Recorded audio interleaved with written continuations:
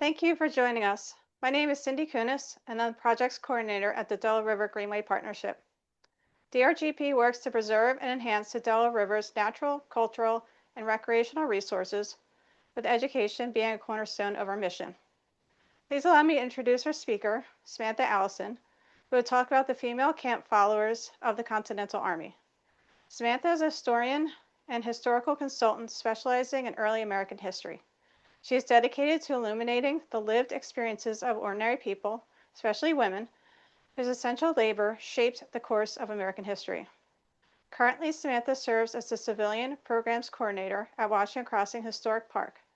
Her name appears on several screen credits, with her most recent contribution of research and on-screen appearance in Ken Burns' The American Revolution, focusing on the daily labor of camp followers. I'd like to thank the Pennsylvania Department of Conservation and Natural Resources for supporting our Heritage Lecture Series. Please enter your questions in the Q&A box, and we'll answer them at the end. Samantha, take it away. Awesome.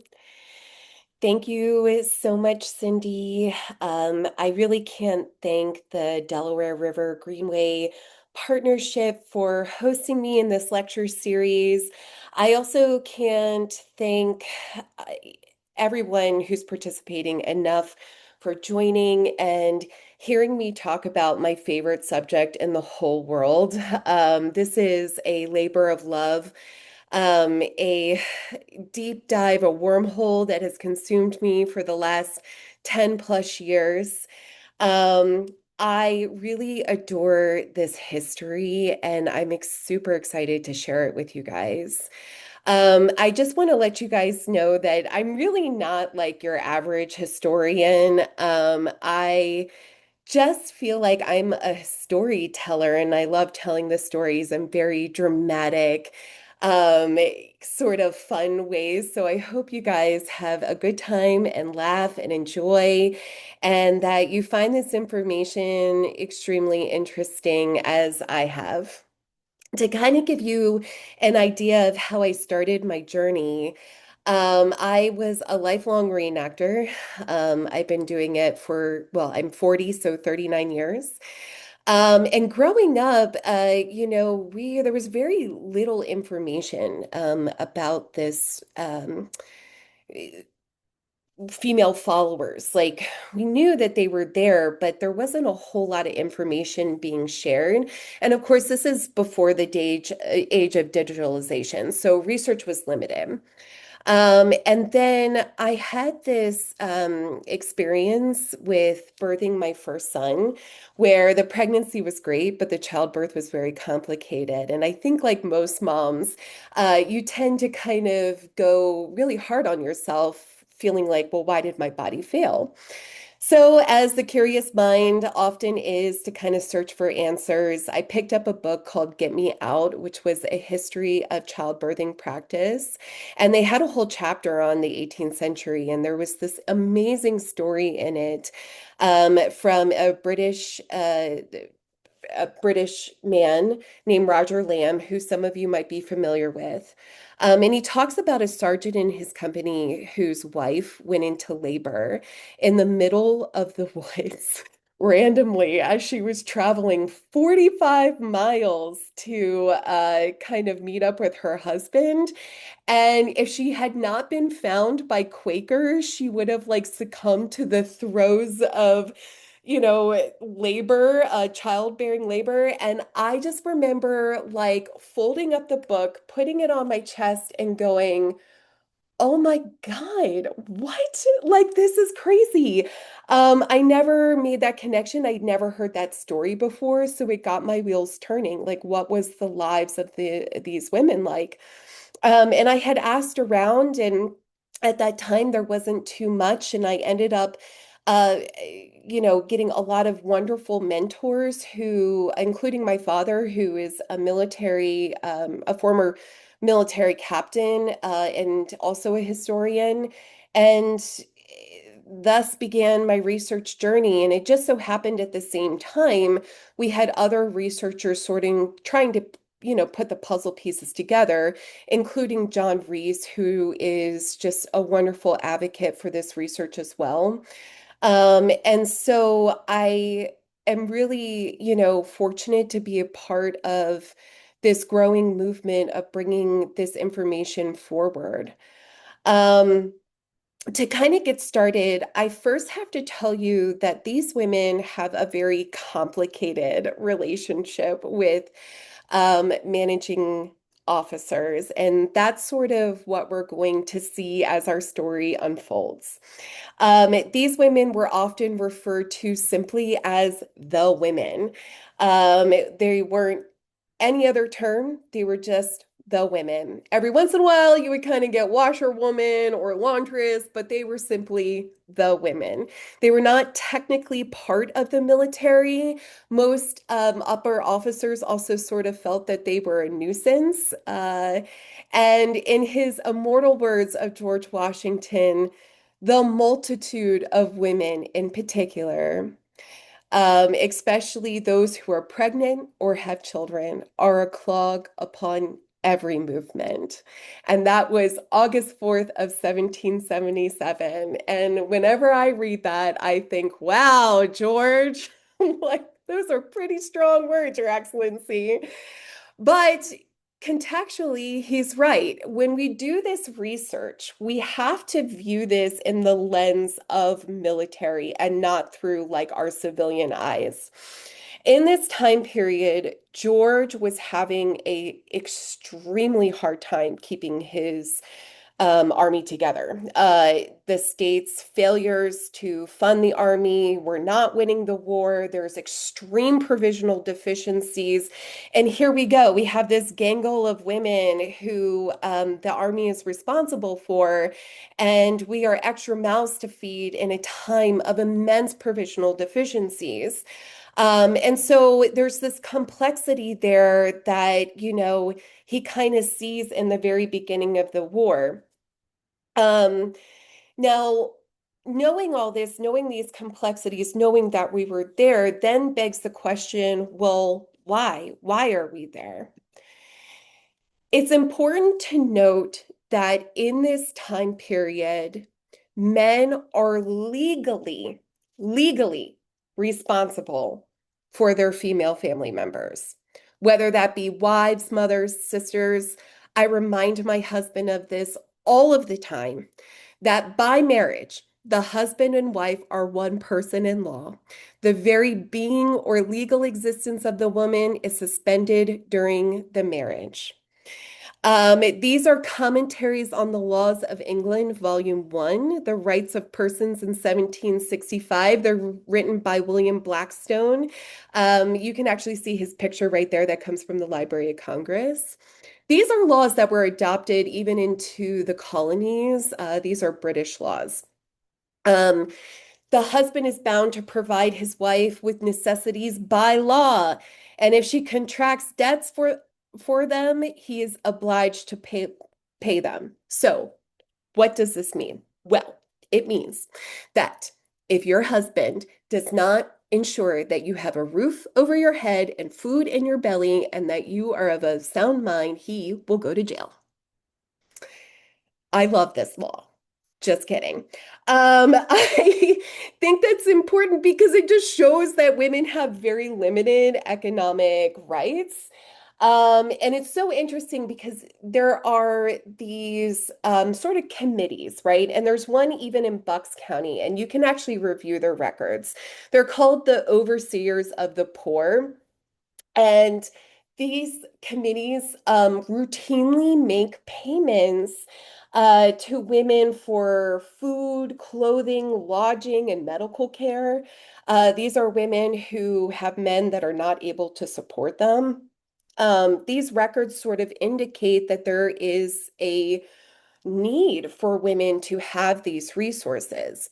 So if your husband or father or somebody ends up joining the military, their obligation to you doesn't end. It just simply moves into a military landscape instead of a civilian one.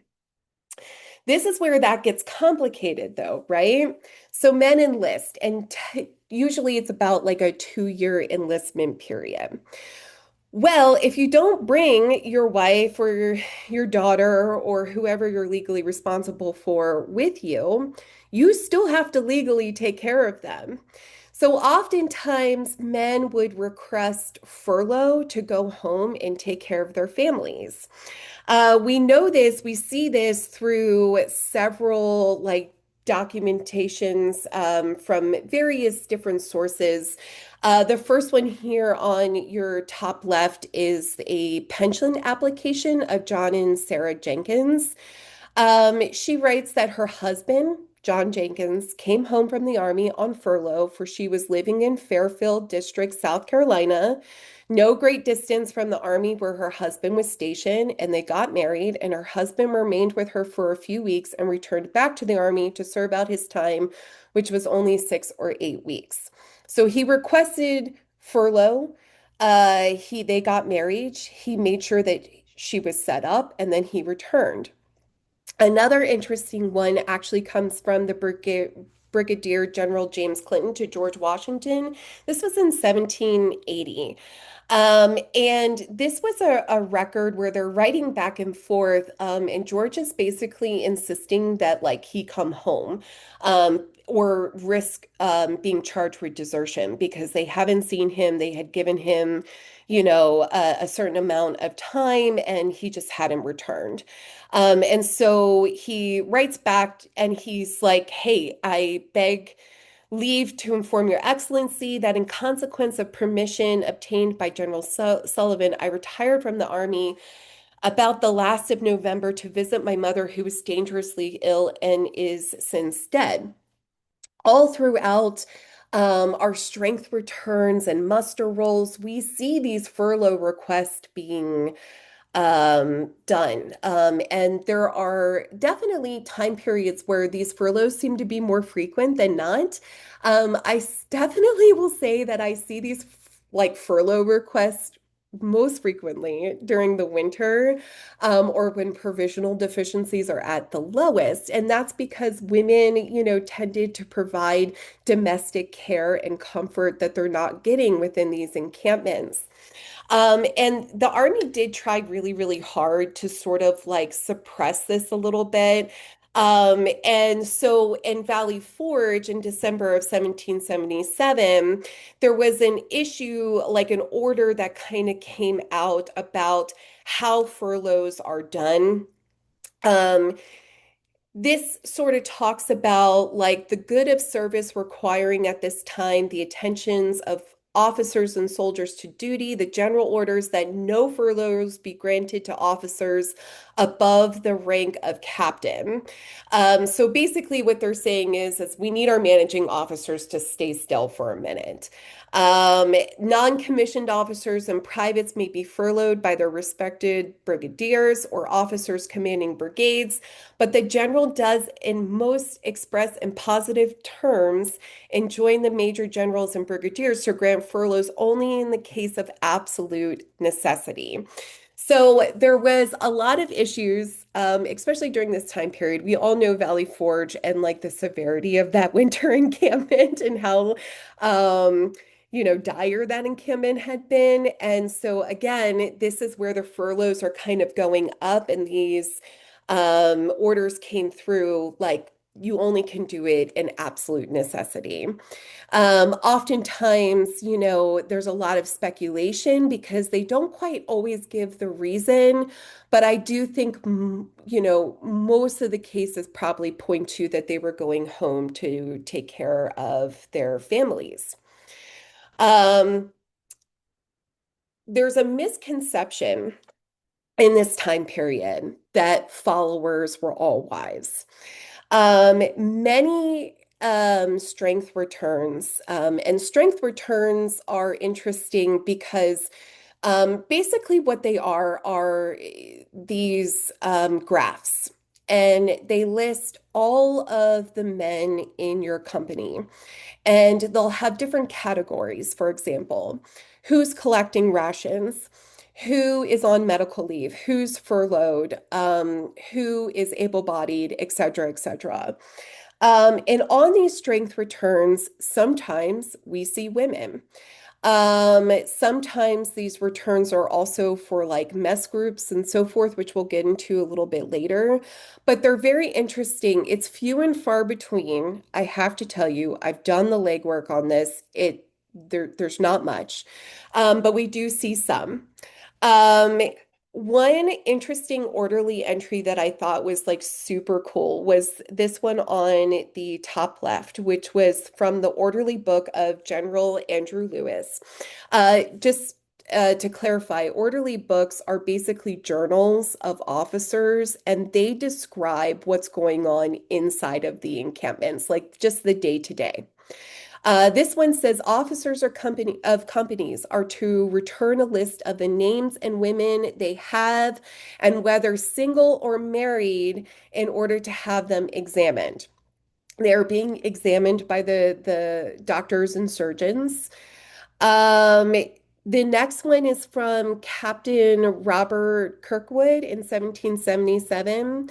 The women belonging to the regiment be paraded tomorrow morning and to undergo an examination from the surgeon, except those who are married, and the husbands of those who are married to undergo said examination instead.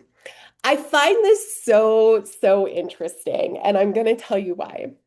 Um, Women were frequently subjected to medical inspection. And there are numerous reasons why.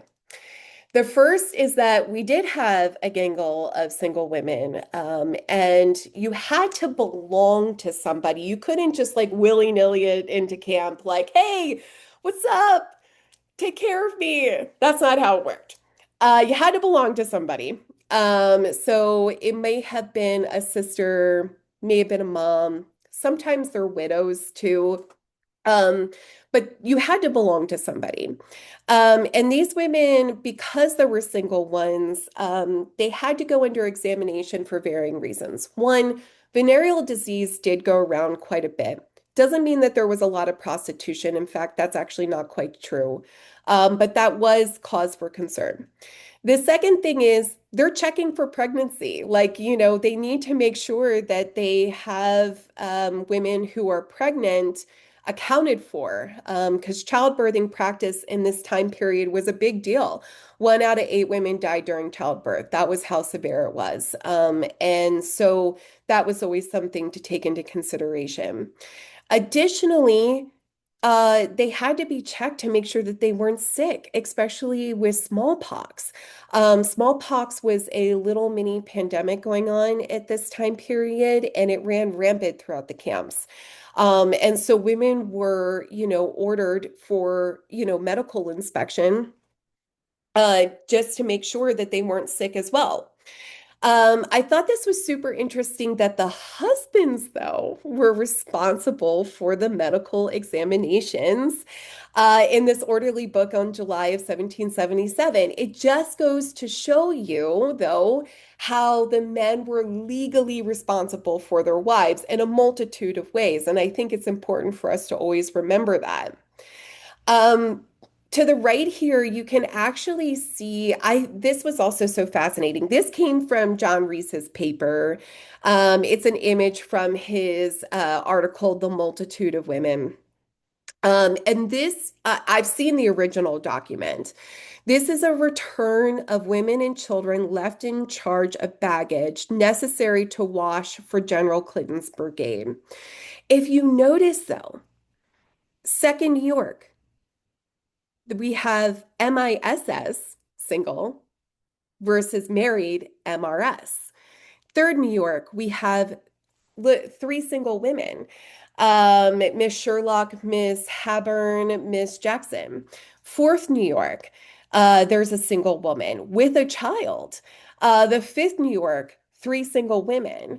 I found this super interesting. Now, when we look at this return, this is a return of basically their baggage wagons. And these are women who are there to wash launder, which is the most common occupation of women. Um, the reason why we have this for the baggage wagon is because Women were segregated away from their husbands for the most part during the campaign season. War in this time period is very fascinating. You generally had 6 months of combat, and then they basically like halted war for 6 months in the winter time.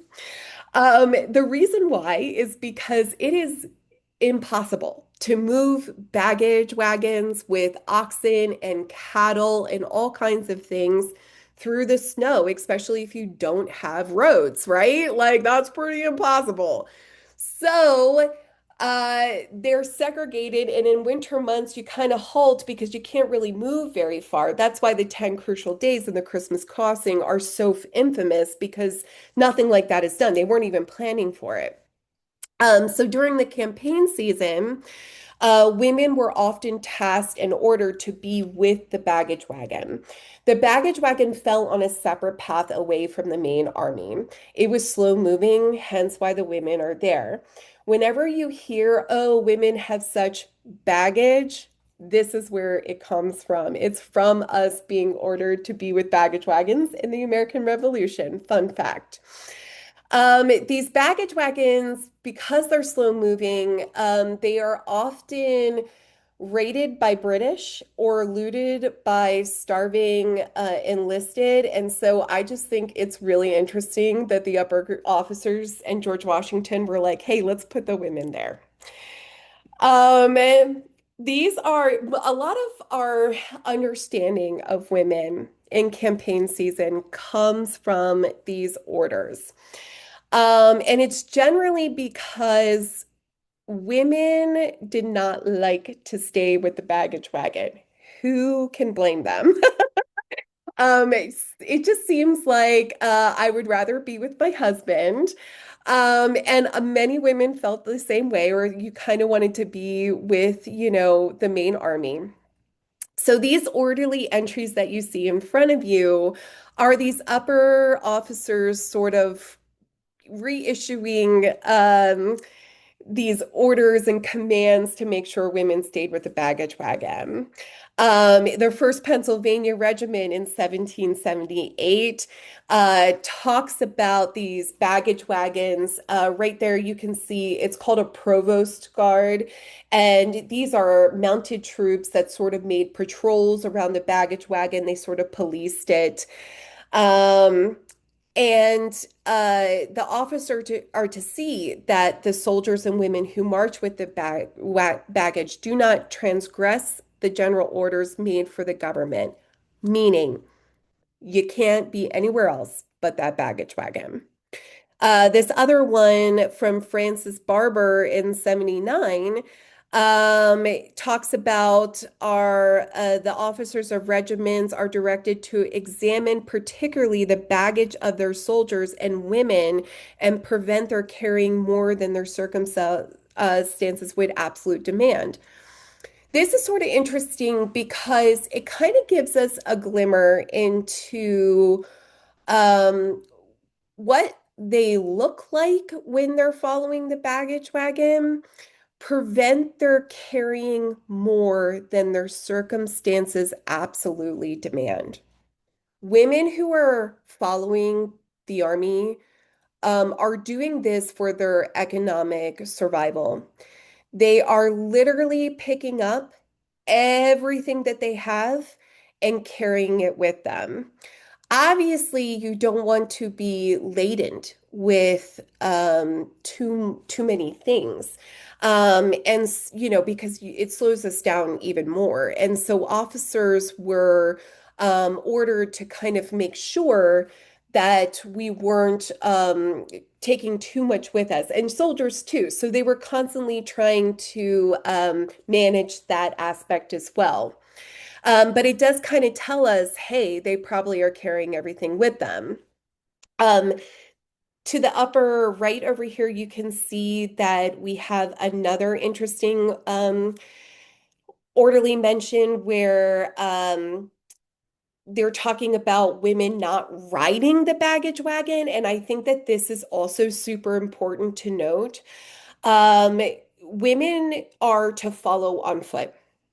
You are not supposed to ride on these wagons. And you can even see that in General George Whedon's Orderly book in 1777, where he's talking about how women are forbidden to ride in the wagons.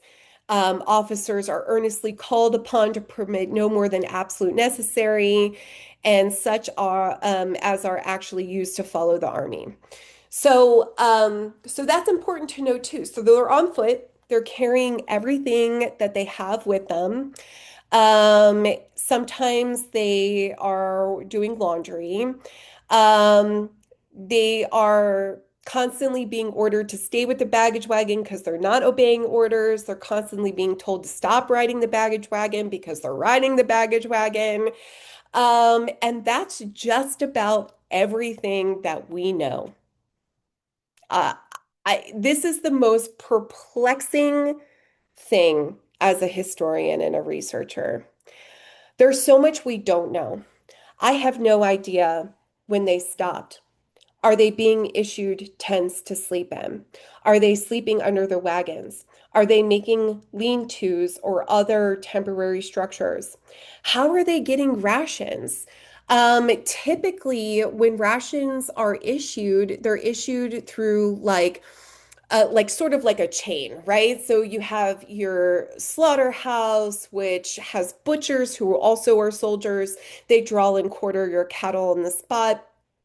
They start immediately salting it. Your sergeant comes, he collects rations for the men in his company. There's messes and so forth. Like there's a system here. Well, we're segregated. So how are we getting rations? There's so much here that I just don't know. And there's not much that is talked about. The only other thing that I've ever seen, which is so fascinating that she was even mentioned at all, but not by name, was an officer talked about a woman who got crushed by an overturned wagon when they were coming from the frontier of Pennsylvania back to Philadelphia. She got crushed, I think, in near Lancaster. That's it. That's all we know. Um, I am still searching. I think that this is a super fascinating thing. Women on campaign, there's so little that we know. The descriptions of these women are quite amusing when they do talk about us with these baggage wagons. Certainly, the most famous is Joseph Plum Martin's description of us. He calls us a caravan, a wild beast. There was tag, rag, and bobtail, some in rags and some in jags, but none in velvet gowns. Some with two eyes, some with one, and some, I believe, with none at all. It's quite poetic. He talks about how they beggared all description, their dialect too. He called us odd and disgusting. They also talks though how there was Irish and Scottish brogue, murdered English, flat and stupid Dutch, and some lingos which would puzzle a philosopher to tell whether they belong to this world or some undiscovered country. I will tell you that I love Joseph Plum Martin's books. I think that he is so fascinating. Wow, what a description. These are anecdotes that he's made with his own observation. This is actually us coming out of Philadelphia as the baggage wagon is proceeding through the city. Basically, this is how he's describing us. He's a bit hyperbolic. There's no doubt about it. However, he is not the only one. In Walter Blumenthal's book, his research talks about a woman in Boston who writes about these German prisoners who were marching through Cambridge, Massachusetts. And they were accompanied by a quote unquote great number of women who seemed to be beasts of burthen, having a bushel basket on their back, pots and kettles, furniture, children peeping through gridirons and utensils, women who were on bare feet, clothed in dirty rags.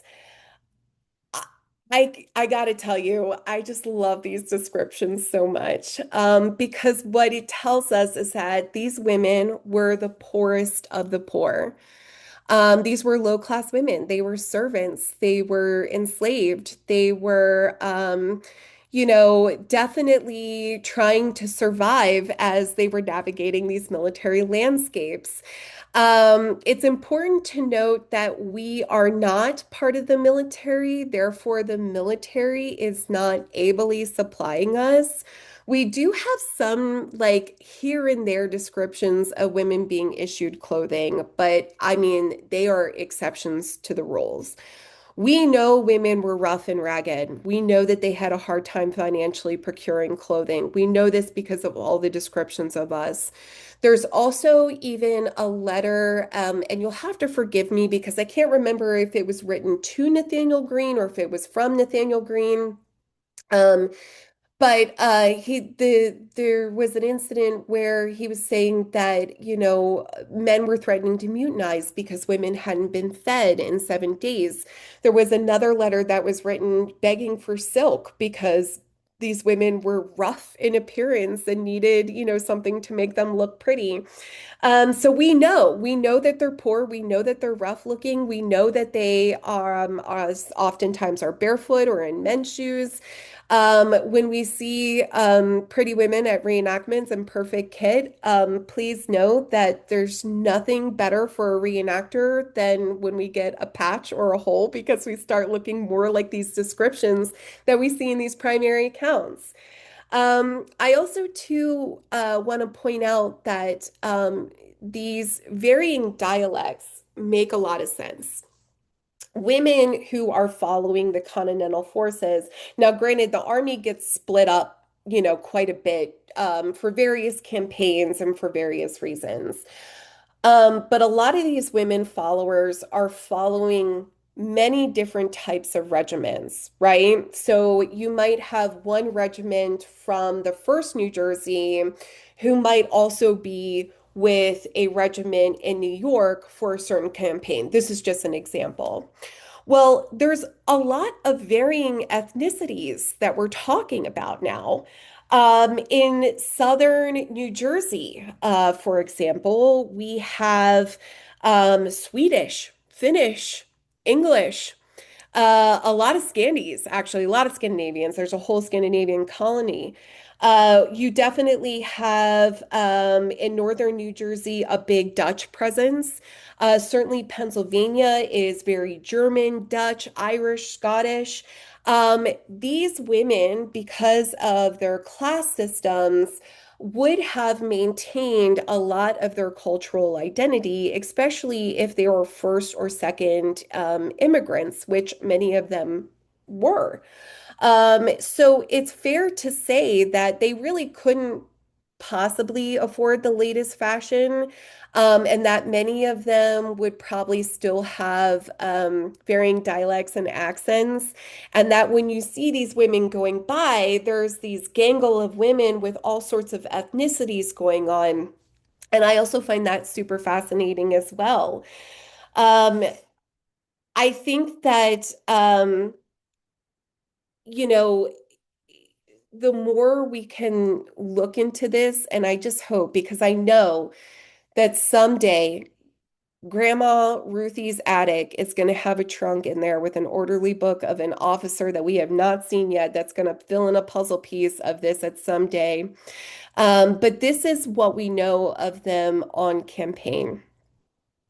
So, what happens when they're in encampments? Well, in these encampment settings, they are now amalgamated into their male family member or husband's mess groups.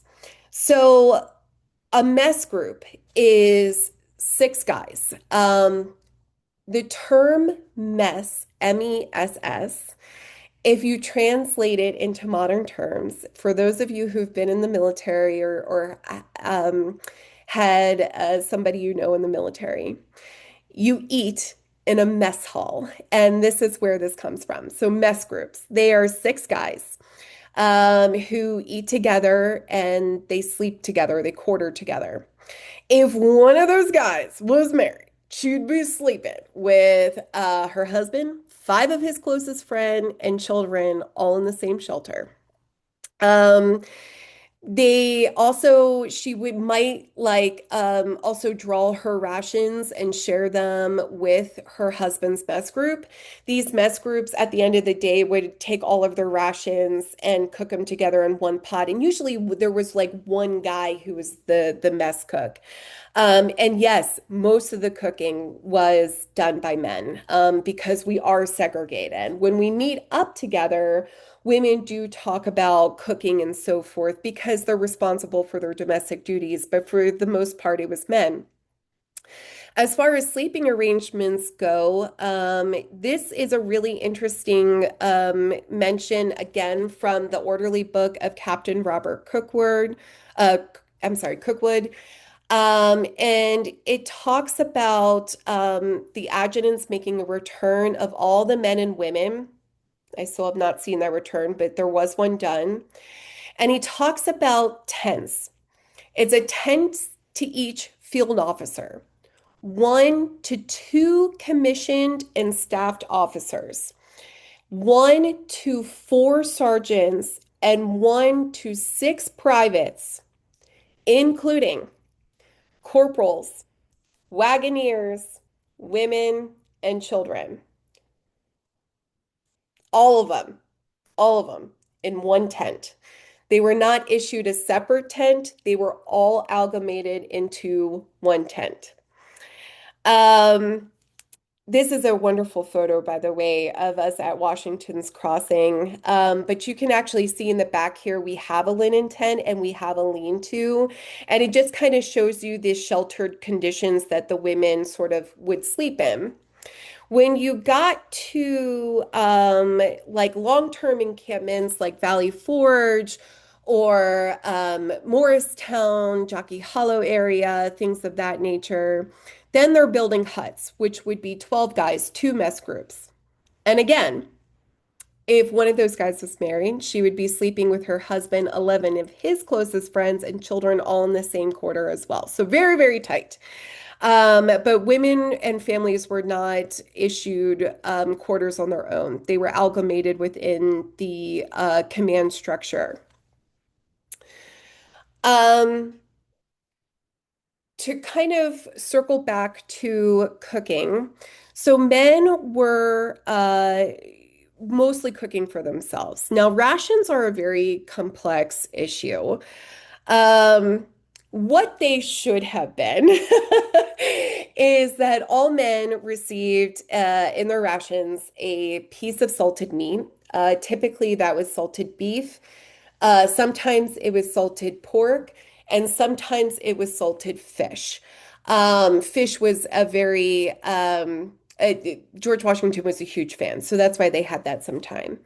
You were also allotted a certain amount of flour, fresh vegetables, bread, vinegar, rum, and some other odds and ends, molasses, sugar, candles, things of that nature, soap as well. This sounds really good on paper, except that that was never, ever a guarantee. And in fact, for the most part, that was not the rations that were being issued. And we see plundering and looting from soldiers all the time.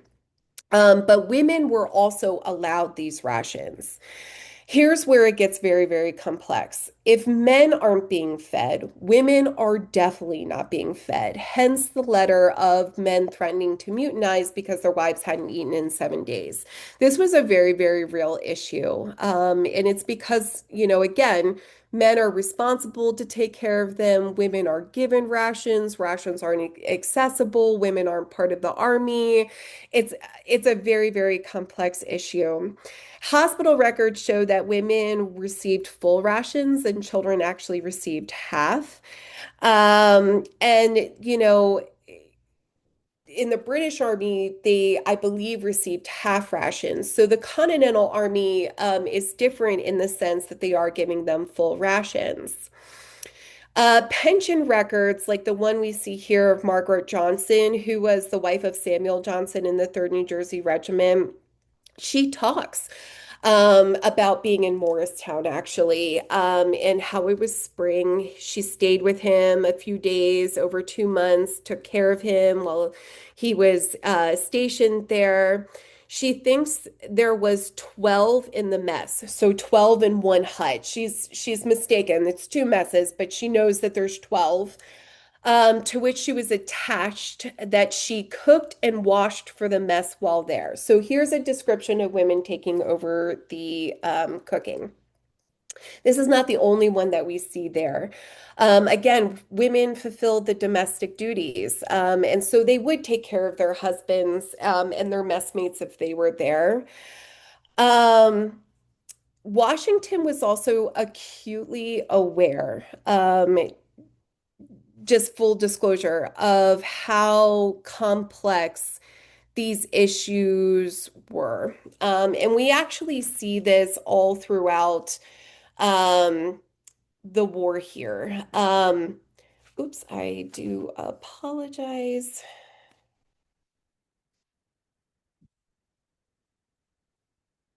Here we go. Um, you can see that there are rations being issued, that returns are to be made uniformly. Add the number of rations issued to women in camp. That was a letter to from Washington to Stewart. Like he wanted to know how many women were getting rations. Um, he wrote in 1782, his moral compass started to shift. And he talks in the general orders that the rations needed to increase and become more steady. So he says it is further provided that on every 15 men actually in a regiment or corps, there shall be allowed a draught for 16 rations to help supply the women of the regiment. So as men were drawing, they had to do an extra one for these women. He did this to help litigate the issues of women not receiving their rations. So he's trying very hard to manage them, but he's also trying really hard to make it more uniformed because they're not always getting them as they should be. This orderly book in the 2nd Pennsylvania Regiment in 78 talks about how no women are to draw rations unless they make use of their endeavors to keep their men clean. That was another sort of like management of the upper officers to kind of like help promote rations being issued and being issued correctly. Women had to provide a service in order to gain rations, and I think that that's extremely important to know. They were frequently told that they would be drummed out of camp if they refused to do these services. So they basically were threatened their livelihood for that. But all of these sort of show that it was, again, very complex trying to ensure that these women were fed, and oftentimes they weren't.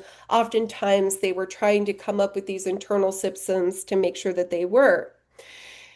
By the end of the war in 1783, Washington wrote this powerful statement, and this is in his original writings. And he says, the cries of these women, the sufferings of their children, and the complaints of the husbands would admit of no alternative. The latter, with too much justice, remarked, if paid is withheld from us and provisions from our wives and children, we must all starve together or commit acts which may involve us in ruin. Our wives add that they could earn their rations, but the soldier, nay, the officer for whom they wash, has not to pay them. In a word, I was obliged to give provisions to the extra women in these regiments, or lose by desertion, perhaps to the enemy, some of the oldest and best soldiers in service. So again, his moral compass very much shifted from his original statement in 1777, right? And the sentiments of him by the time the war was ending was a very different tune. He was extremely aware that the women who had been following the army were suffering, had been suffering. That, men are complaining about the injustice of the provisional deficiencies, that they're all, quote unquote, starving together. Um, they are committing acts which may involve us in ruin, meaning we have to plunder, we have to loot, we have to steal, we have to forage because we don't have enough other alternative. You're not going to feed us.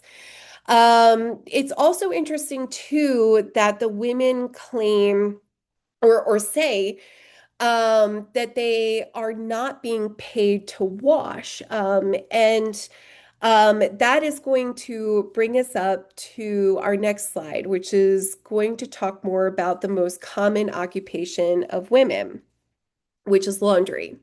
But I think it's very interesting. George Washington has this ability to shift his moral compass, and you definitely see this on a multitude of levels. Um, but for women, for him to be aware like this, speaks volumes about his leadership towards the end of the war. Laundry is one of my favorite subjects. Laundry is the most common occupation of women. So remember, I said that rations are not to be given unless women provided a service. Well, with cooking mostly being done to men, by men, that left the other domestic chores to be given to women, basically. The most common being laundry. Laundry was a underdeveloped and very crude chore, especially in a military setting. It is very commonly, I think, associated with what's going on in a civilian context, it's like a homestead, but in a military setting, that is not at all what's happening. It is very bare minimum. First, we don't have any contextual evidence of them doing things like ironing and so forth, and I'll get into that for a moment. The other thing too is that we know for sure that they are doing it mostly in waterways. Now, why is that? Well, in a mobile infantry, in a mobile army, when you're encamping for long periods of time, you're generally doing it by some sort of body of water, and for a multitude of reasons. You need a place for soldiers to bathe. That's big. George Washington was very particular about the cleanliness of his troops.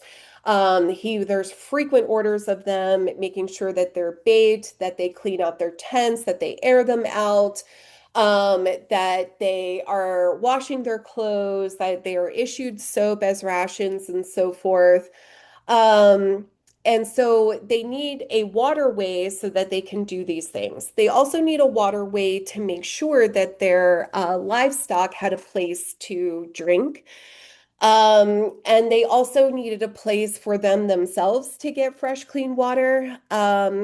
But it was also an area where women were allowed to do the laundry. This is from the Orderly Book of the 1st Pennsylvania Regiment. Um, and this is a really fun orderly entry because it talks about how information has been given to the command that the women continue the vile practice of washing their dirty clothing in the run or the stream creek upon which the soldiers' thirst depend for their drink. So we know for sure that this was a complex issue, and lye is very caustic. They know that. So they always made sure that the women were sort of put away down into, like, away from the encampment, down the river, or creek, or wherever body of water it was. So that they didn't interfere with the operations of these soldiers who rely on the waterway for the other varying reasons. But it was also too because a lot of times women are doing laundry sort of in their shift and stays, right? Because you don't want to ruin your own clothing. And men are constantly naked bathing. And so there was actually this really great description And I believe again it came from Nathaniel Green. I might be wrong on that though, where he like is talking about how like, these men are bathing naked and it's defiling the very delicate nature of these women. And so it's sort of these interesting little nuances of these women who are doing this laundry, in these major waterways. Because they're doing it in these waterways, it is a very sort of underdeveloped chore. So how they're doing this is they're getting up in the morning. They are definitely doing a system of bucking where they are soaking the clothing overnight in some sort of aged urine or lye-based water to kind of help break up any grease or dirt. They are then moving down to the waterway to build sort of these like makeshift trenches or kind of get kind of tucked down on an embankment. And then they're doing the wash like inside the water itself, and employing soap on the areas that get the dirtiest. So, like around the collar and, around the wrists and under the arms. They use a tool called a bat where they sort of fold up the clothing, keeping all the seams on the inside, and they beat it with this like flat paddle shaped object. And that kind of helps bring up the dirt to the surface. I don't know if they're boiling it from that point. Um, I can't say for sure. We know that women are carrying all the equipment with them, or all of their possessions. Whether they're bringing a big brass pot, I don't know. Whether they're bringing laundry equipment, I don't know. I do know that the military is not giving them any equipment. I have gone through thousands of quartermaster reports seeing what's coming off this wagon, and I have yet to see any sort of laundry equipment that's being issued for the practice of laundry. By these laundresses for like what I call the general public. If there's one that was unearthed by Lauren Skorka, but it's specifically for an officer coming off of his baggage wagon. But they're not carrying equipment for women. So whether or not after they wash them, they boil them to set it in soap, I don't know. I don't think that they are. After they wash them, they're going to begin the system of rinsing and doing that, in another area of the river so that it runs clean from the soap. If supplies were allowed, they probably did maybe a little bit of starching there because wheat starch is the same thing that you're kind of powdering your hair with. So certainly that would probably be in abundance. But whether or not they were using them, we have no idea. Um, and then they would be hanging them out to dry before redistributing them back to their owners. But then even after that, usually you have some sort of iron or something of that nature. But if you've ever held an 18th century iron and felt the weight of it, it's very hard to determine whether or not women are actually carrying that, especially when there's frequent commands um, basically saying to women, don't carry more than you can. So it's very hard to say. We just know for sure that it's due to provisional deficiency, lack of access to equipment, and so forth. This is most like a very underdeveloped chore. A lot of men are also responsible for their own laundry, and women actually would wash tents quite frequently, which I found very interesting. And this was because George Washington, again, he was so acutely aware of how disease can run rampant in tight quarters like that. And so generally they once a week, the men would sort of like pull out all the hay, wash tents, women would wash the tents, they would mend them and so forth, air them out. Because even though they didn't know much about bacteria and viruses transmitting disease, they did know if it smelled bad, it probably carried disease. So women did a lot of tent washing as well. Typically with laundresses, oh, I'm sorry. Here's another great orderly entry to kind of go off of what I was talking about where women were to immediately be swept and clean of all of the filth. Um, this is one entry in the 1st Pennsylvania Regiment where we see women doing laundry outside of a riverway. Um, they are strictly forbidden to wash in front of the tents or throw soap suds of any kind of filth on the regimental parade. So parade grounds are basically the roadways and the open areas to which men sort of march and maneuver and practice drill and things of that nature. And the roadways are basically like the streets of camp. So clearly they are washing in something. I have no idea what it is. We have yet to unearth any sort of wash basin or anything of that nature as well. So this one example, though, is the reason why we set up our laundry demonstrations in camp the way that we do in modern contexts. Because at least we can document at least one incident where they're doing it outside of a waterway. Um, but what are they using? Are they using wash tubs? Maybe. There's coopers within these encampments. Could they be making some? Possibly. Are they doing it in camp kettles that are being issued to cook in? Maybe. I don't know, though. I find that hard to believe because military equipment was so strictly monitored in this time period, especially by commanding officers. They didn't want soldiers to abuse the military equipment, especially since they were so hard to come by. So, are women using that for laundry? I don't know. Again, more speculation of what we don't know. We can only make assumptions and theories based off of what we know. Um, why I think it's hard to believe that women are purchasing equipment is because women are often allowed to start charging in addition to collecting rations.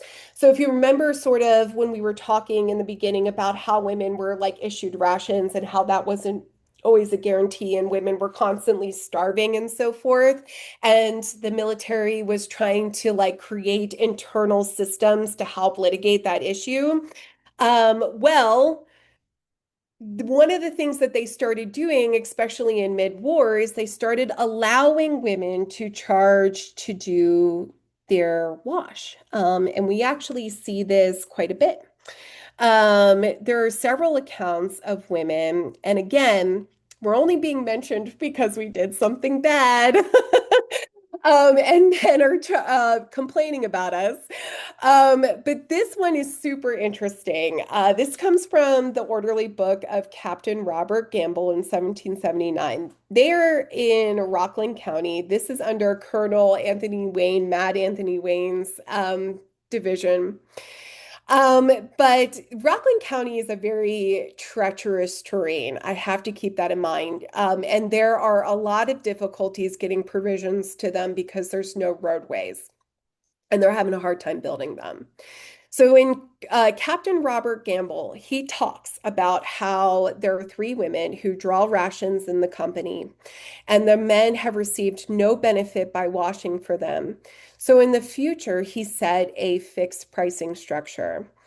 He says that the sergeant, it was Sergeant Grimes, will immediately divide the company into 3 squads and give each woman a list of those 3 squads to which she is obligated to wash. They have to deliver her soap from which they draw in their rations. So they're giving her soap from their soap rations and pay her a stipulated price. But if soap is not sufficient and she has to then purchase it, they have to make a reasonable allowance. So she's allowed to charge a little bit extra to supplement the soap cost. Um, no pretense whatever is she on average to exceed $2 a dozen. So that means she can't buy a dozen bars of soap for more than $2. This is also super interesting because it talks about the women's just accounts. shall be punctually paid at the end of every month by the men, unless she like forgives them and they are allowed to wait even longer. But again, if women refuse to comply, then her whole rations will be stopped. And if she does it again, she will be dismissed from grace and drummed out of camp, right? So this is not the first time we've seen this. Now, what gets very interesting is 2 days later, he commands the slaughterhouse to furnish fat and cask for the purpose of making soap, and the women were tasked to go collect it to make soap. I have a feeling that this probably ended up coming out and that there were a whole bunch of disgruntled men. so, so he was like, because they probably didn't have the soap to give them because the rations were so inconsistent, especially for soap. So he probably was like, all right, fine, go collect fat and cask, make soap. But this isn't the only one that we see. We have another one from the encampment in Middlebrook where they talk about like the tradesmen and the women who are charging exorbitant prices, and they come in and they create like a fixed pricing structure of what the women could get, like sort of charge. And so this sort of happens like throughout the war, but the main amount where we see this sort of charging being done for their laundry services happens more often in mid-war when provisional deficiencies are at their highest. I do have a theory, one that I do hope to eventually write an article on, because I do think that they're very interconnected. The military was constantly trying to create these internal systems for this very underdeveloped but yet necessary task of these women. And I think that this is an extremely interesting example of these internal systems where they're trying so hard to, um, smooth out these ration deficiencies. And so this is the system that they did, but it was a very, again, complex system that just did not always work really well. In addition to being tasked to do laundry, whether that be hired for officers, whether that be washing tents, or whether that be washing clothes for soldiers, there was usually a set amount of laundresses who also were ordered to be with the hospitals. These hospitals are super interesting because I almost feel like they're little mini cities in of themselves. Um, but laundry was a very critical part of the hospital system as well. Here, what they're washing a lot of is bed linens and so forth. I haven't gone too much into the laundry practices at hospitals. That's sort of my next like wormhole that I'm going to end up going down. But um, I would dare say that hospitals probably provided better equipment because many of these hospitals were sort of, houses, or they had general hospitals in the city. So they are probably most likely using what you would see in an average homestead with big brass kettles and wash tubs and so forth. But the laundry that they're doing is bed linens, and shirts and things like that people are getting sick on, or that have um, blood stains or rips and things of that nature. They're washing them to eventually mend them to patch and redistribute. Nothing goes to waste. So this was definitely part of the laundress's jobs, even for the hospital setting. These hospitals also had the second most common occupation of women, which was nursing. Um, so nursing is also a very interesting occupation. They started allowing women nurses in about 1775. And I believe at that time they were paying $2 a month for nurses. This orderly entry from the 3rd Virginia Regiment in 1777 talks about the Army sending a proportionate number of women to the sick of each regiment to be sent to the hospital at Mendham and Black River to attend the sick as nurses. So basically, they're saying that for every so many soldiers, one woman needs to be a nurse and go to this hospital to attend to the sick. Um, Now, the pay was only about $2 a month. That ended up increasing as time went on. They had a very, very rough time getting women to be nurses, and this is for varying reasons. Nursing was an extremely physically demanding job. In addition to that, you are exposing yourself quite frequently to a lot of sickness and a lot of like uncomfortable conditions. And women were getting sick all the time. They were actually even patients inside of hospitals. This is a general return. I'm sorry, this is a return of the General Hospital in the Northern Department in Albany. And you can actually see at the bottom here, it says 9 women and 10 children patients. So this happened quite a bit. Women were birthing babies, women were patients. A lot of nurses were exposed to these sicknesses and they were getting sick quite often.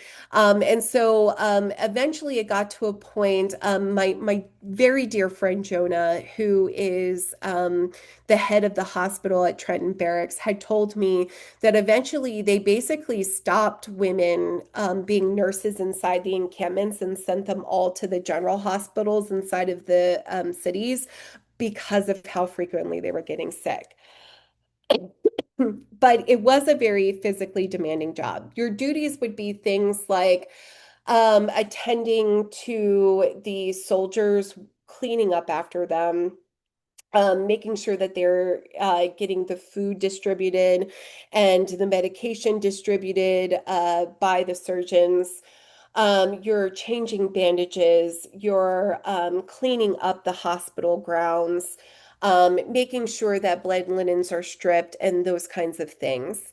And so they were having a very, very hard time getting women to agree to this job. And so they did end up increasing it to, I believe, like $4 a month by the end of the year. Um, this orderly entry in 1778 talks about like yet again, the commanding officers of the regiments will assist the surgeons in procuring as many women of the army as can be prevailed to serve as nurses and paid at the usual price. To say that this is the only one would be, quite frankly, a lie. There's many of these. And it just goes to show how complex of an occupation this really was if they can't really get them. I do, this is another wormhole of mine. We debuted our hospital at Jockey Hollow this past April, my dear friend Jonah and I. This is something that we really, really want to bring to life, and they've done great research on it. Um, if you look at this return from the General Hospital, look at all these women: Sarah, Rachel, Grace, Mary. These are women who are having children, had children, who are sick. I think it's interesting to view these hospitals with not just surgeons, but stewards and matrons and nurses bustling around as men are sick, as inoculations are being done, quarantined, and so forth. And yes, female nurses were quarantined with the men after they received their inoculations to tend to them, because they were sick. To see laundresses behind a hospital, tending to these things, women having babies with midwives bustling about. These really are vast integral systems. And I think that it's yet another testament to the resilience of these women who are really risking a lot for this other occupation that seemed to be very common. Besides doing laundry and nursing, there was a lot of paid labor in the Continental Army. This comes from John Reese. This was actually one of I believe, his newer ones. And look at all these like different occupations. I found this so fascinating. textile and clothing trades. They were seamstresses, shirt makers, breeches makers, linen producers, cloth cutters. Obviously, that makes sense. There's regimental tailors. So, one of the things that is often a misconception is that men are professional soldiers in this time period. They are not. In fact, that's why von Steuben comes in Valley Forge because they are anything but professional. They are farmers with pitchforks, basically. And what they did is that they also served a secondary occupation. Often they would do fatigue duties, so that would be things like, building readouts and collecting firewood and so forth. But then in addition to that, men were also employed with the trades that they learned in their civilian life. So a lot of them were butchers, bakers, they were coopers, blacksmiths, but they were also tailors. And these were the guys that would be responsible for making regimental clothing. They did outsource some of this, but because of the complexities of civilians and this really being a civil war, a lot of civilians were not always willing to sort of make these agreements with the Continental Forces to supply them with things, especially when the Continental Forces really couldn't like pay them currency they were familiar with. So it was very hard to outsource this. So they created internal systems with these regimental tailors, and women also helped with this, being seamstresses, breeches.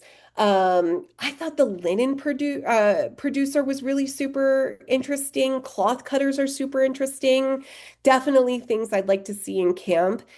Military equipment manufacturing, knapsack maker and cutter. Knapsacks are what soldiers are wearing on their back. They usually had an additional pair of clothes, blankets, and things like that. Cartridge maker, so women are making cartridges. Tent textile workers, so they're washing these tents. They're making tents, but they're also patching and repairing tents. The laundry trades, so textile cleaner for military goods. So not only are they doing laundry for like the everyday shirt, and tents, but then also other military goods. So somebody's got to clean your blanket. Sometimes women were employed to do that. Camp service labor. So a lot of them were employed to cook for the artificers, which are sort of the carpenters and things like that. I found this one interesting because these were women that were employed to cook. They were also provider of prepared food. So although this wasn't common, like women didn't cook all the time, there was a set amount that would have been employed to cook for officers and the artificers. I thought that was very interesting. The medical textile production is also super interesting. They're bandage makers as well. So in the hospital setting, you're probably also having a gangle of women, and that's all they're doing is making bandages. The proto-industrial contractors is also super interesting. Workshop managers, piecework producers, subcontract textile producers. I believe that these are civilian women that were contracted by the Army, and this was sort of their occupation. But look at this long list of contributions that these women made. I just think that this is so fascinating and such a plethora of varying things that these women did, and they were so vital to the intricate systems of this army and all the varying departments. They contributed highly to quartermaster, commissary, war alike. To be a cartridge maker helped the War Department. To be, a textile and clothing trade, definitely helped quartermaster and commissary alike. So, so much goes into supplying 15,000 troops. And clearly, these women were integral in doing that. Additionally, some women were employed, well, I shouldn't say employed. So let me backtrack. There's something called a sutler. And this has been a passion of mine for the last couple of years. I find settlers super interesting. Settlers were generally a licensed establishment in camp. They usually were allowed to have a establishment just outside the camp kitchen line. So the way that the camps worked would be that you had your enlisted tents, you had your field officers next in the next row. Then you had your upper command in the last row. Then you had your kitchen line, which would usually be like camp kitchens or something of that nature. And then right outside that camp kitchen line, there would be these licensed settlers. Licensed settlers are basically your liquor store in camp. They were licensed to be there, much like how you would get a liquor license nowadays. The two most common things that they are selling are alcohol and tobacco.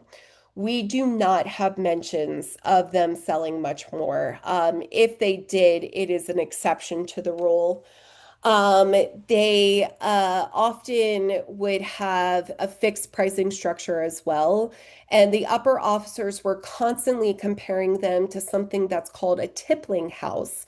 To tipple is to drink, to be tippled is to be drunk, and tippling is basically an alcohol establishment. So it's interesting that the most common reference associated with them is tippling house. Generally, the vast majority of these licenses are being issued to soldiers, actually. One of my favorite sort of stories is of Daniel Tribune, who talks about in his narratives, like they're near his house, so he goes home. He's like, "Yo, ma, we can make some money. Let's load up the wagon with barrels of rum." And she's like, "Okay, go get a license." So he does. He goes and gets a license. He goes back home. He loads up his wagon full of barrels of rum, comes to camp, lets down the barrels, and guys just come and they buy their alcohol. Um, it just is so interesting to me. And that's what we see a lot of, especially in the Continental camp. Every once in a while, we see licenses being issued to women or women sort of being referenced as a settler. This is one. This is a pension record. This was founded by Tim Abbott, who shared it with me. It's a pension record of Joel Bauer. He was an artificer in Captain Samuel Shard's company. And he talks about how there was 19 of them and they basically like accumulated all of their money. They put it all together and they carried it over to a certain Scotch lady who kept a kind of quote unquote grocery. But all he could get was a half pint of brandy because that's all she was selling. So this was definitely some sort of sutler. Another interesting sort of documentation was a in General Glover's regiment in July of 1778. He says that the wife of Josiah Warren has permission to settle, conforming to the regulations at Fort Constitution. So here is an example of a woman, being issued a license. This would definitely be like the last type of occupation, but it's certainly interesting that this was also sort of a way women could kind of make money if they could. I'm sure that I have a theory that if like a soldier was permitted a license or somebody came in and had a license, that there might have been a woman with them. Additionally to that, there's also these like markets that are sort of erected outside of camp, but these are civilians coming in. So these are local inhabitants. But certainly there would be women as well who were sort of lived within the vicinity. Um, Now, as far as these like settlers go, they are very, very heavily regulated, obviously, because they're selling liquor and tobacco. Because they're so heavily regulated, there is quite a bit of mishaps that end up happening where soldiers are constantly like just hanging out and soliciting at the local settlers. And so there would be like orders that they had to go home at the sound of the evening tattoo. But there's also this sort of like interesting story in General Whedon's Orderly Book where a man, he was Major Buckard. He totally got court-martialed because he was encouraging a soldier's wife to sell liquors in camp without a license, you know. Originally, she was the one who ended up going up to court, you know, and they ended up finding out that it wasn't her, it was this major who sort of convinced her. But she got caught up in this huge drama fest. It's like, you know, Days of Our Lives, General George Whedon style. But I just thought it was so interesting that this major kind of convinced her to sell like liquors in camp, you know, without an appropriate license, you know. But there are two things that are fascinating about this. One is that it shows us how heavily regulated alcohol consumption was. But it also sort of shows us that women were subjected to military order and discipline because clearly she ended up in front of court. This isn't the only time that we see a woman being subjected to the military order and discipline. We have a few different, you know, court trials and marshals and things like that. This one by far was one that I just found like the most fascinating. Again, this comes from George Whedon in 78 at Valley Forge. It talks about how Mary Johnson was charged with laying a plot to desert to the enemy. She was found guilty and sentenced to receive 100 lashes on her bare back. Then she was drummed out of camp. And when you're drummed out of camp, it's all of the drums and fifes following you. It's a big production, and everybody comes to kind of see it. She wasn't the only one, though. William, a man, I believe it's William McIntosh of the 2nd Virginia, John Keaton of the 10th, and Anne McIntosh, so William's wife, was charged with mutiny and desertion. However, she was acquitted. Um, this is a huge example of how women, even though they weren't part of the army technically, they were subjected to the military order and discipline. Spying obviously would have probably been the most common thing that you would have been court-martialed for. Spies are you know, a lot of them are women. And that's the crazy part, whether that be for the Continental Army or for the British Army. These women are the most common. And it's there's a reason why. First, they're considered highly uneducated. So they're unassuming. You know, if you're not educated, you don't know what we're talking about, kind of thing. But in addition to that, but what you know, again, this is one of those like never underestimate a woman, whether she be educated or not, because a lot of these women were good at what they did and made good spies because they were domestic servants and they overheard all of the information that these officers would sing like a canary eaten at these meetings, you know. And so they could very easily hear information. And so they were often sought after as spies. And so this is definitely an example of that. Mary Johnson was clearly a spy for the British Army. She was low class. She probably was doing some sort of domestic servitude for an officer and was relaying information until she got caught. Um, so yeah, I just think that it's so, you know, wait, how fascinating. You know, I'm not part of the army, but I'm subjected to the military order and discipline. Um, in addition to that, oftentimes we assume that men get away with a lot of things and abusing women. This is a misconception in this time period as well. There is a very fascinating court martial And they don't quite outright say it, but the language inside pretty much tells us that a woman had been violently raped by a soldier, and he was um, sentenced to confinement and lashes. She talks about how she was awoken from sleep by him. And they took these charges very seriously. It was not common for officers to turn a blind eye to the abuses of women. If caught, men were also subjected to the laws of that time. And again, men are legally responsible for their wives to kind of take care of them. And so abusing them was sort of frowned upon, especially from a military and gentleman's standpoint. That was not okay.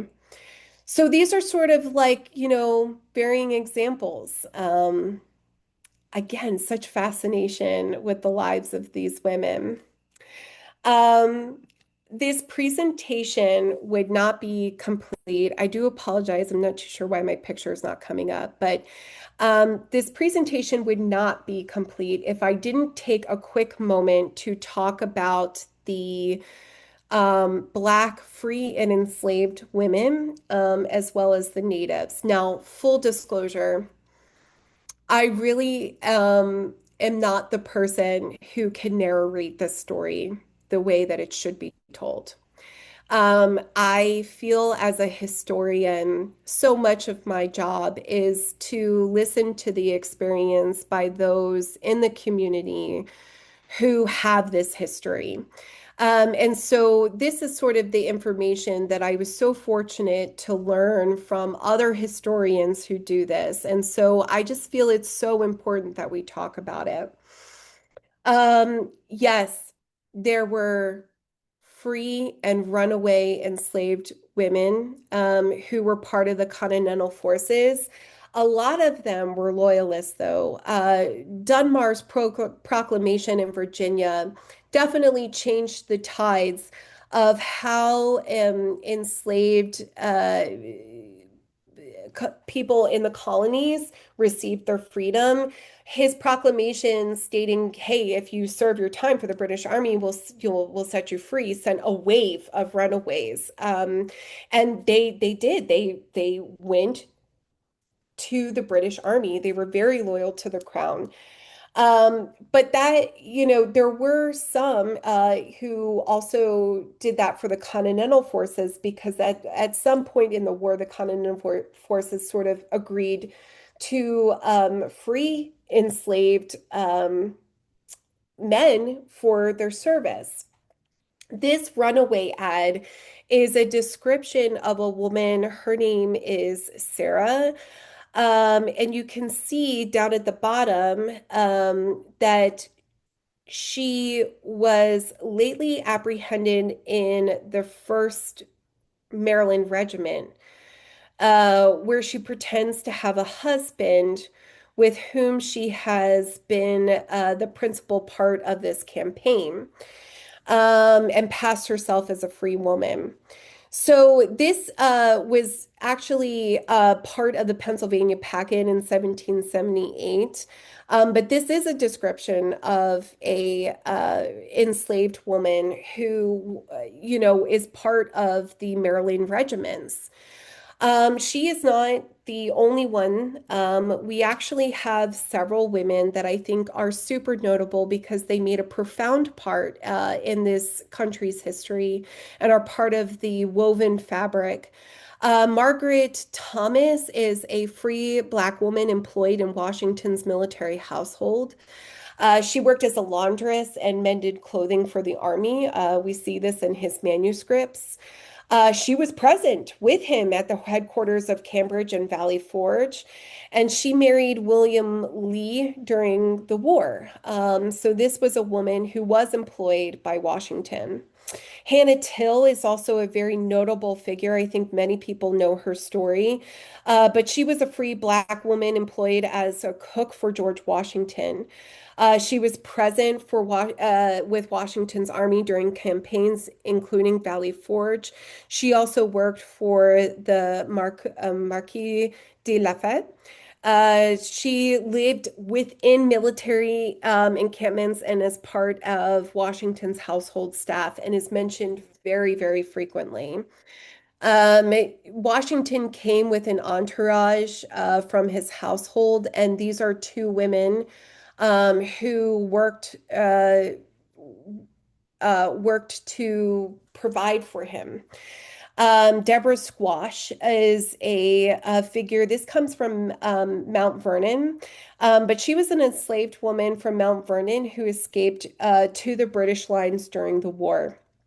Now, she joined the Black Loyalist refugee population in British occupied New York.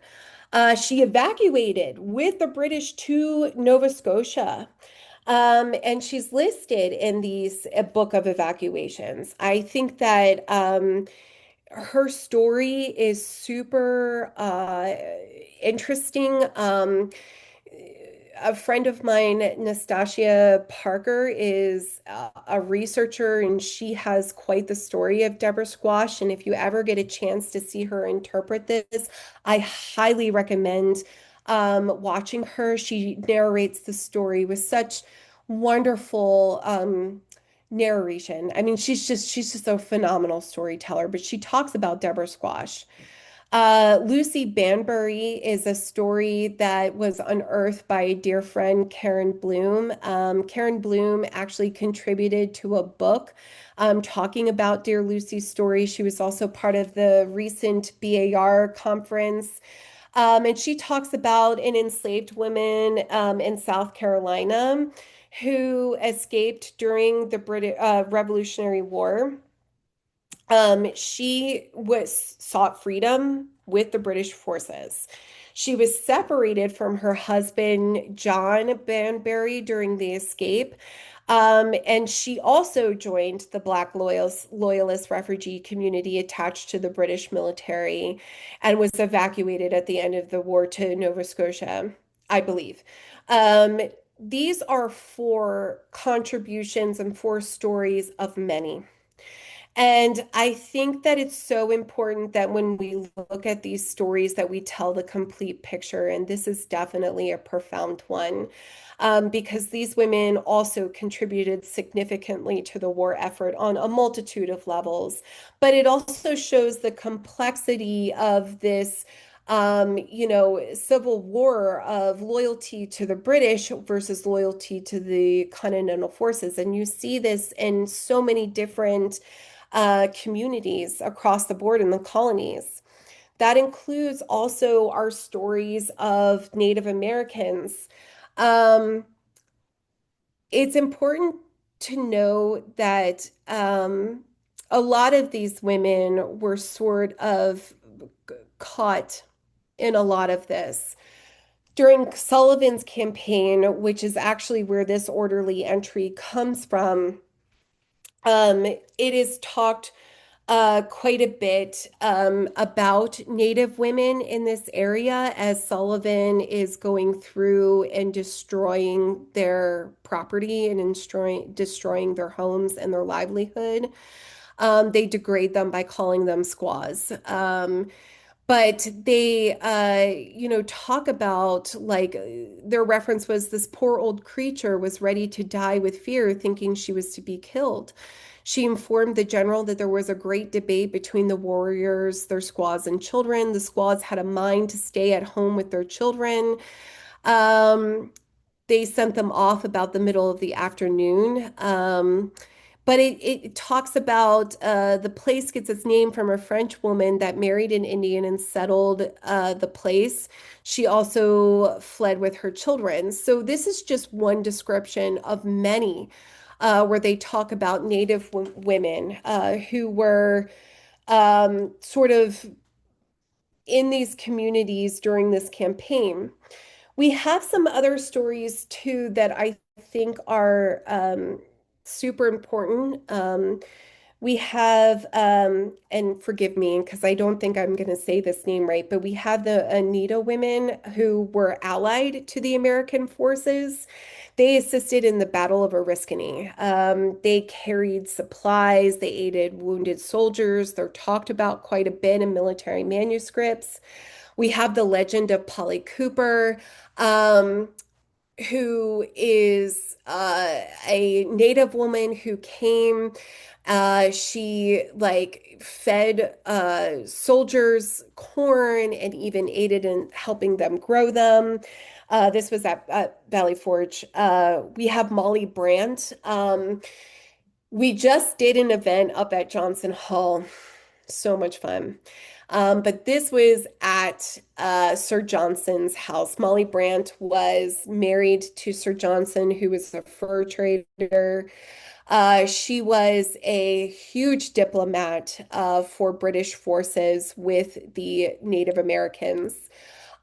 She was married to Johnson, and this is so fascinating because the whole house was this incredible mashup between uh, colonist goods, but then also Mohawk and Native items. And even on property, they had a wigwam and like a teepee, I believe, erected. And because she was Native, she was still so integrated into her community. But she was a profound diplomat during this time period for the British forces. You also have the Weetamoo women. These were leaders who were allied with the British and are talked about quite a bit. Nancy Ward is a Cherokee woman. There's actually a very interesting book written about her. But she had an incredible diplomatic authority because she was the leader within her community. And so there was a lot of diplomacy going on to kind of help protect sovereign lands.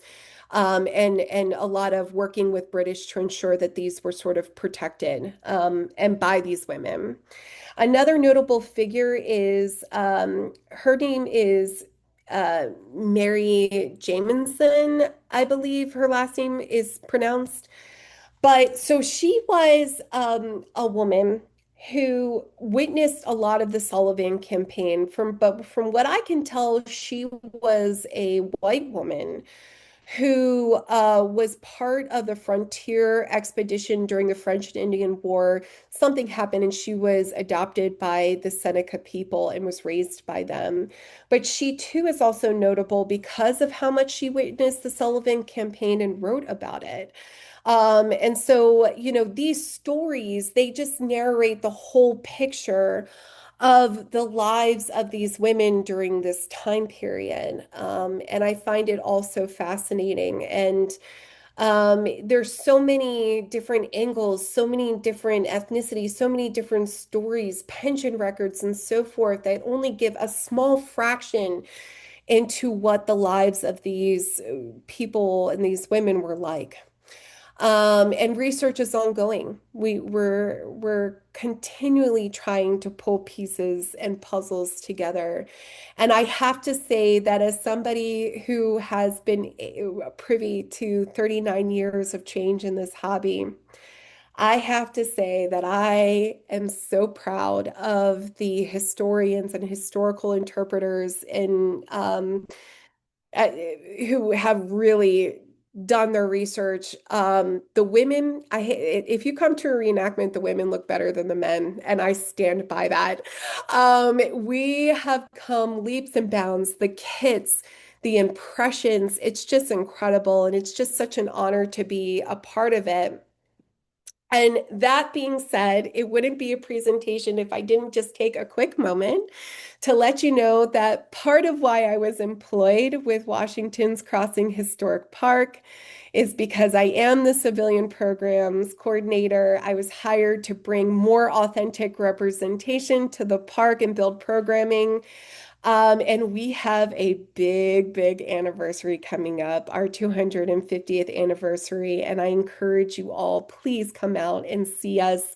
We have done so much from portraying laundresses. Have a hospital with nurses. We have some known officers' wives and their entourages having tea. Some of the figures we've had are Katie Green, Lucy Knox. We've had Lady Sterling present. We do a brigade settler. We have so many visual representations of these women and only hope to continue to grow. And in addition to that, I'm also in the midst of researching a woman. Her name is Anna Martha Elmer. Her pension declaration says that she was at Trenton. She had multiple testimonies, multiple witnesses come through, and they denied her, saying that she didn't have sufficient evidence. Well, I found her husband's original pension declaration, and the saga continues. So I'm hoping to write an article about that. But this year at the Crossing, I will be hopefully portraying Anna and her story. She was a German woman. Additionally, my organization is called On the Army Strength. We are a national umbrella organization comprised of living history interpreters. We are a registered 501(c)(3). It is such an honor to be a servant of these remarkable people who tell the story of these vast communities that changed with the mobile, ever-changing military landscape. And we are out and about at so many different events, demonstrating these lives, demonstrating these communities, and bringing in an immersive story to the woven fabric that made this country. And I definitely would encourage you to check us out on Facebook and Instagram, and see what we have in store for our events so you can come out and check us out in person. If you're interested in continuing to learn more, because you enjoyed me talking for, the last 2 hours, hour and a half, please feel free to check out all of these wonderful resources. This is only a short amount compared to the volumes of resources that I have, but I broke them down into primary and secondary. Certainly, if you're doing primary, it's important to know that you do have to view it from a military lens. So, you're looking at Washington's papers, you're looking at orderly books, you're looking at manuscripts. Cuthbertson's System for Complete Interior Management is a great resource. The Harvard Library Research Guides is awesome. Everybody should be reading von Steuben's manual. It's the little blue book. Definitely check out archives, historical societies. Secondary, Erna Risch, she was a profound researcher. Supplying Washington's Army was my Bible for the longest time. Colonel John Wright wrote some notes on the Continental Army. It was published by the William and Mary Quarterly in the 1930s. He was the OG John Reese, amazing, amazing researcher. Holly Mary's Belonging to the Army is a great book. John Reese's papers. Deborah Peterson, who was my mentor for the longest time. Her book, A Cook's Perspective, is great. Obviously, Walter Blumenthal is a great research. Definitely check out the 18th Century Material Culture Resource Center. I have two articles out. I have a short foodways series that I written. It does need to be updated, but I wrote it in 2019. And then my article, Laundry, the Primary Occupation of Followers, which is out. It was published by Washington's Crossing in our Friends Organization newsletter. And then, of course, the Journal of the American Revolution. I cannot thank you all enough. That concludes my presentation. I hope you all learned something, and I'd love to hear any questions. Great, thank you very much for shedding some light on something we never really talk about with history. So the pictures, so this is back to laundry. The Mhm. pictures show women with little pots. They're wondering how a woman could possibly sew clothes for about 15 men without more or bigger pots. If they're doing laundry for a living, she needs a way to move the wet clothes to the river. So I'm not too sure if it's a modern photo like this one or if it's a painting.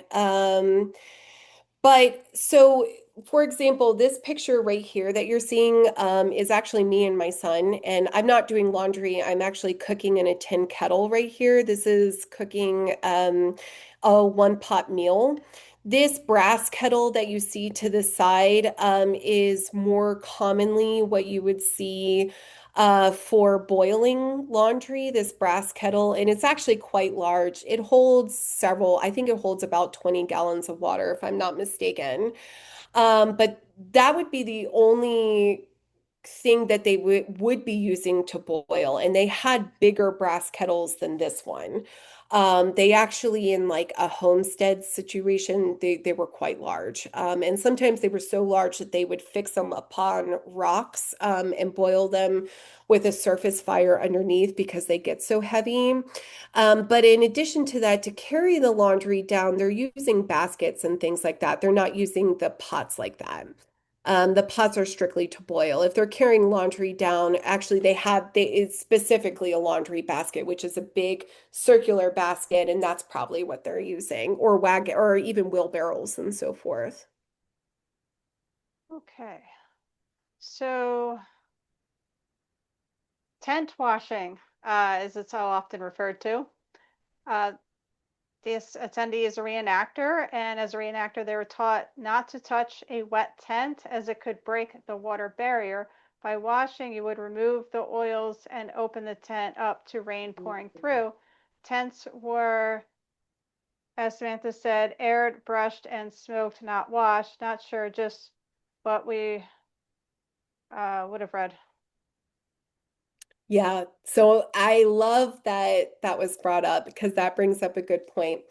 The canvas tents that we use in modern reenacting are not the tents that they're using in the 18th century. Tents in the Revolutionary War are made of linen. They are not canvas.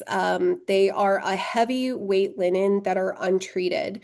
In reenactments, we use a canvas material. And so, no, they're not completely authentic, actually. We use a heavyweight canvas material that's often treated by the tent companies themselves. And that's why we don't wash them. The 3rd New Jersey and a couple other regiments have actual linen tents, and those can be washed, but I would not wash your canvas tents. But it is super important to know that what we use in reenactments is not what is historically used in the 18th century. Great answer. What is her technology for doing laundry? How many guys? Yeah, so that's an interesting question.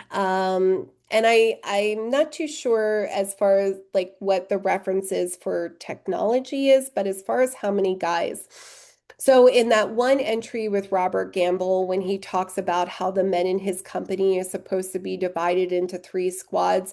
So when you think of a company, you're talking a regiment is about let's say 75 to 100 guys, you know? And as far as a company goes, it's probably just about that, maybe half. And so if you're dividing that into 3, that's one woman for every 15 guys, 20 guys, just about. Now that sounds like a lot, but it's important to remember that laundry is an all-day affair. So you're getting up at, sunrise and you're doing laundry all day. And you can do several shirts at once. And certainly the more you do it, the more proficient you would be.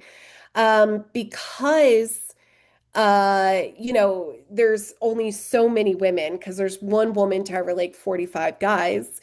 Not all of them are doing laundry for soldiers. That's why soldiers are also washing for themselves.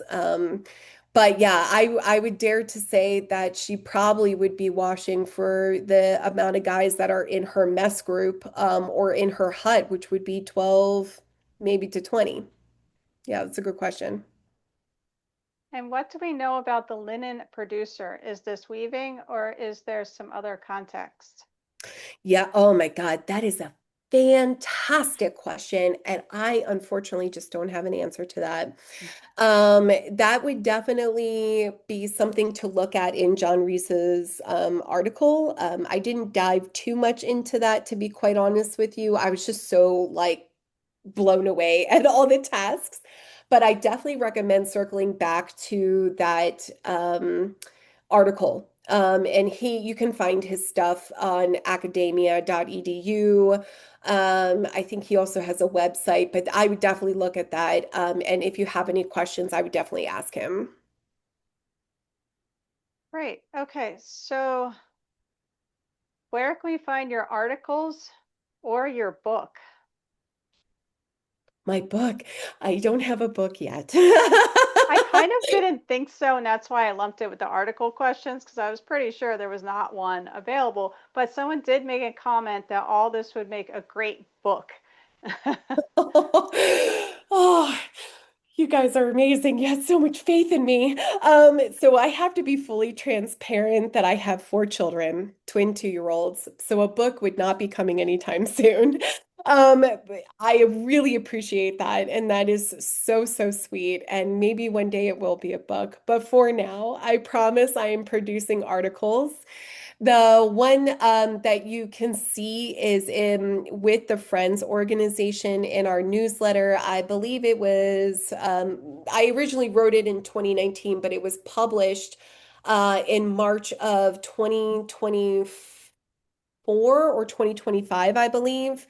Now that being said, I have been asked to upload them to academia.edu, and I will do that. But if you're interested in receiving a PDF copy, please feel free to reach out, and certainly we can find a way to get my email out. But another way to get a hold of me for sure is actually through On the Army Strength. If you message us on Facebook, I'll be happy to share my articles with you if you can't find them online. But even a Google search, if you Google Samantha Allison, my article should come up. And I also put in a chat that they can email me and I can connect you as well. Perfect. Okay, so there was one question about when the new museum will open. And I wanted to address this because Samantha is actually from Washington Crossing Historic Park on the Pennsylvania side, and the new museum is going at Washington Crossing Park Association on the New Jersey side. And I honestly do not know when they'll be open. I know there have been some delays due to weather and such. So, Yeah. uh, oh, one more question. Uh, take care of the kids and research for the book. 5 kids at my house, you will recover, is what this person said. So that's a good laugh. Also, if you, write enough articles, you could probably throw them together in a book of several subjects. Yes, that is very, very true. Thanks for the positivity. I love knowing other moms with multiple kids like that. So I do not have any more questions coming in. Thank you, everyone, for joining us. And thank you, Samantha, for a wonderful presentation on a little known subject. Awesome. Thank you, everybody.